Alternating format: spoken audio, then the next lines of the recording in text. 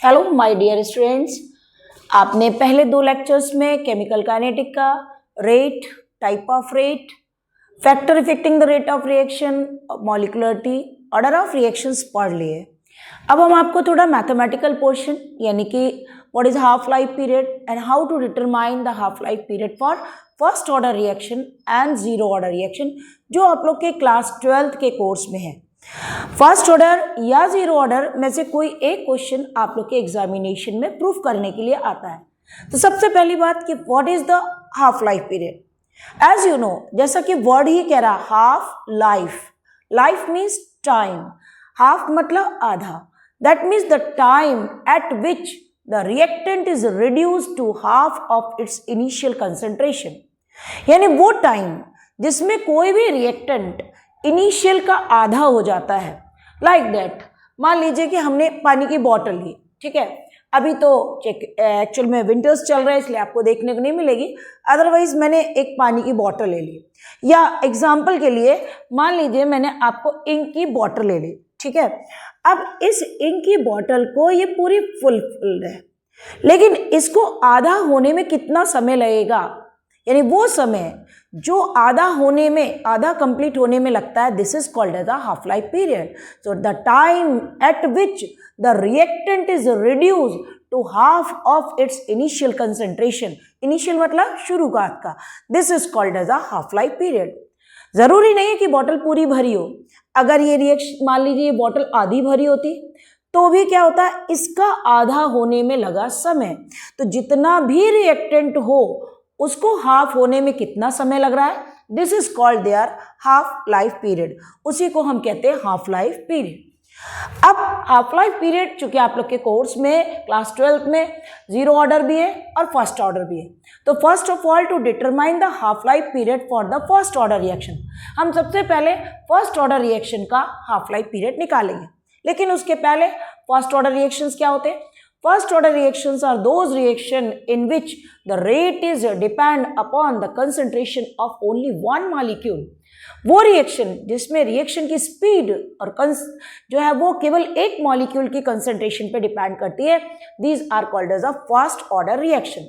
Let us consider, हमने क्या किया, for first order reaction as you know, हम सबसे पहले निकाल रहे हैं determination of half life period for first order reaction। So the first order reaction means A is convert into product। जैसा मैंने अपने प्रीवियस लेक्चर्स में आपको बताया कि काइनेटिक में हमें रिएक्टेंट की स्टडी करनी होती है, ना कि प्रोडक्ट की। और इसके लिए हमारे पास फर्स्ट ऑर्डर का फॉर्मूला प्रूफ होके आया था, K is equal to 2.303 upon T log tan A not upon A।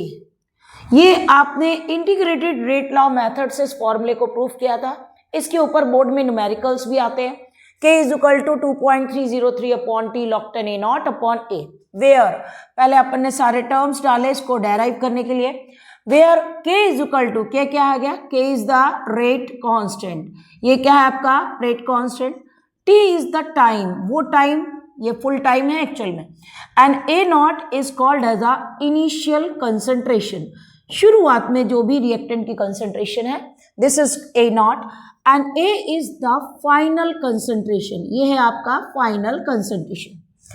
अब चूंकि हमें निकालना क्या है, नॉट अ फुल टाइम, हमको फाइंड करना है हाफ लाइफ पीरियड, और हाफ लाइफ पीरियड के लिए हमने लिखा if T is equal to, अगर हम फुल टाइम को किस में कन्वर्ट करेंगे, हाफ में, तो T की जगह क्या लिखेंगे, T is equal to T half, तो T किसके बराबर होगा, T हाफ के, मतलब फाइनल को हमने हाफ टाइम में लिया, तो फाइनल बराबर क्या हो गया, A is equal to A not by half. ध्यान समझिएगा, जब हमने टाइम को आधा किया तो हमने जो फाइनल था उसको क्या किया, इनिशियल का आधा, जैसे ये पूरा है तो जो पूरा है तो इनिशियल का आधा, क्योंकि टाइम भी आधा है तो इनिशियल का हाफ किया, इनिशियल का हाफ किया तो A की जगह क्या लिखेंगे, A not by 2, because A not is the initial concentration. Now put the value in above equation, क्या होगा, K is equal to 2.303 upon T की जगह क्या लिखा, T half, then log tan A not upon A not by 2। देखिए आप लोग के बोर्ड एग्जामिनेशन में क्वेश्चन आता है, what is half life period and how to prove for a first order reaction it is not depend upon the initial concentration. हम कैसे prove करेंगे कि ये इनिशियल पे डिपेंड नहीं करता, कोई ज़रूरी तो नहीं। तो हमें फाइंड करने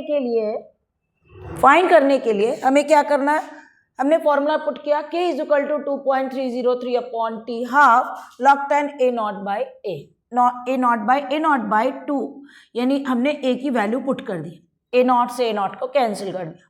कैंसिल करते वैल्यू क्या हो गई, k is equal to 2.303 upon T half then log 10 2। जैसा कि काइनेटिक में आपको log 10 1 2 3 4 5 तक की वैल्यूज याद होनी चाहिए। log 10 2 इज इक्वल टू होता है 0.3010। ठीक है, हमको फाइंड क्या करना है, टी हाफ, तो इसलिए हमने हाफ लाइफ के लिए टी हाफ को ऊपर ले लिया। क्या हो गया 2.303 अपॉन के log 10 की जगह मैंने पुट कर दी वैल्यू इनटू 0.3010। देखिए आपको कुछ चीज़ें अपने लर्निंग में रखना है, रिमेंबर रखना है।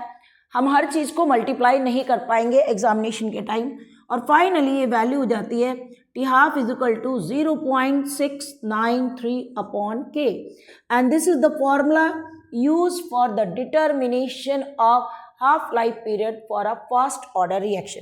अगर आपको न्यूमेरिकल में हमेशा दिया रहता है कि हमारे रिएक्शन का ऑर्डर क्या है, वो फर्स्ट ऑर्डर है या फिर वो ज़ीरो ऑर्डर है, क्योंकि क्लास 12th में आप फर्स्ट ऑर्डर या ज़ीरो ऑर्डर ही पढ़ते हैं। तो फर्स्ट ऑर्डर के लिए अगर फुल टाइम पूछा जाएगा तो हमें फॉर्मूला पुट करना है k is equal to 2.303 upon T log 10 a not upon a। Initial दिया रहता है, फाइनल दिया रहता है।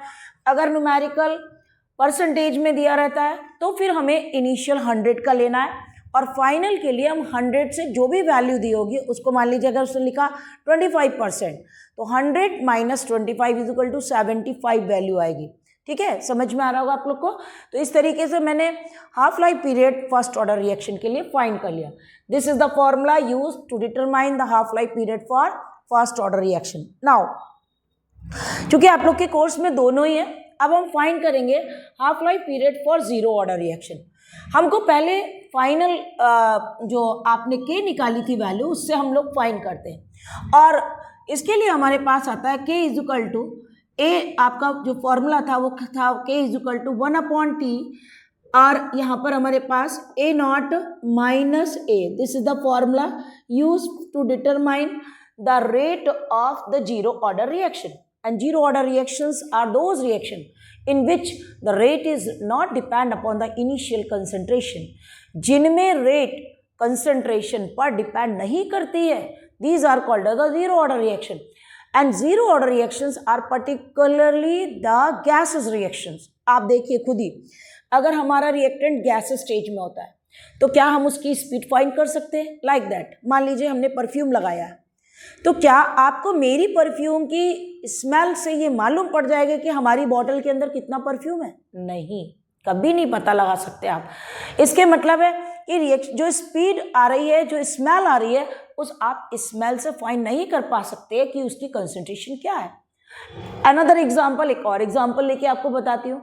मान लीजिए हमारे घर में गैस का सिलेंडर लीक कर रहा है, तो लीक करने पे जो स्मेल आ रही है, तो क्या आप उस स्मेल से पता लगा पा रहे हैं कि गैस का सिलेंडर पूरा भरा है कि आधा है कि अभी खत्म होने वाला है? नहीं, नेवर, क्योंकि आप if the reactant is present in the form of a gas, then we have to not determine the rate and determine the concentration. उसका हम कंसंट्रेशन फाइंड नहीं कर पा रहे हैं। अब इसके लिए हमारा जो फॉर्मूला आया, फुल टाइम निकालना है, हमें स्पीड निकालनी है, तो फॉर्मूला था इसके लिए तो हमने यूज़ किया k is equal to 2.303 upon T log 10 a not upon a, and for zero order formula is k is equal to 1 upon T a not minus a। a not is the initial, जैसा मैंने यहाँ पे लिखा हुआ है, a is the final and t is the time period and k is the rate constant. Same term हम लोग यहाँ यूज़ करेंगे। फिर मैंने सेम उसी तरीके से लिखा इफ टी, जो कि हम फाइंड क्या कर रहे हैं, हाफ लाइफ पीरियड।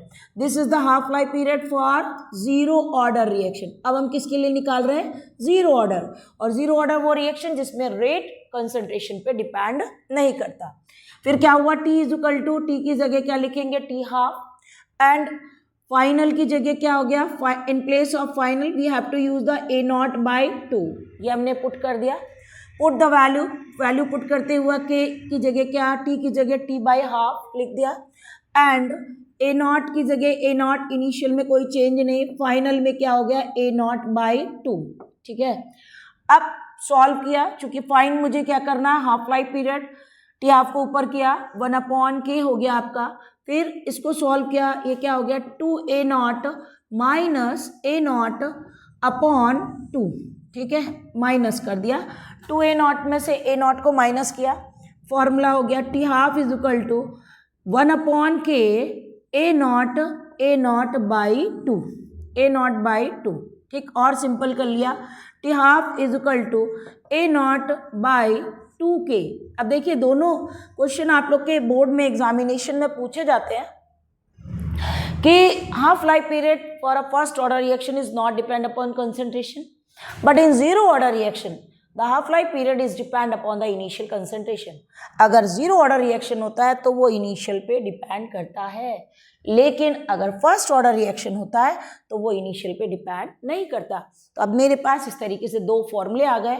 अगर न्यूमेरिकल में आपको लिखा रहता है फर्स्ट ऑर्डर रिएक्शन तो हम फॉर्मूला लगा देंगे T half is equal to 0.693 upon K. Numerical में आपको के भी गिवन होता है, इन केस अगर गिवन नहीं है तो आप पहले इस फॉर्मूले से के को फाइंड करते हैं। जब आप के को फाइंड कर लेंगे तो फिर आप टी हाफ को फाइंड कर लेंगे। कई बार न्यूमेरिकल में वो 50% दे देते हैं तो भी हमें ये फॉर्मूले पुट करने पड़ते हैं, डिपेंडिंग अपॉन कंडीशन। कैसी कंडीशन दी है, उन्होंने उन्होंने फर्स्ट ऑर्डर दिया है या फिर जीरो ऑर्डर। ठीक है, इस तरीके से हम half life period for zero order reaction और फर्स्ट ऑर्डर रिएक्शन को फाइंड कर लेते हैं। इनमें से एक क्वेश्चन बोर्ड में हर साल आता है और इनके ऊपर न्यूमेरिकल्स भी आते हैं। आपको अच्छा लगा होगा। अगर कोई चीज़ समझ नहीं आए आप कमेंट सेक्शन में ज़रूर दीजिएगा। मेरे चैनल को सब्सक्राइब कीजिएगा, लाइक कीजिएगा। Thank you for watching my video.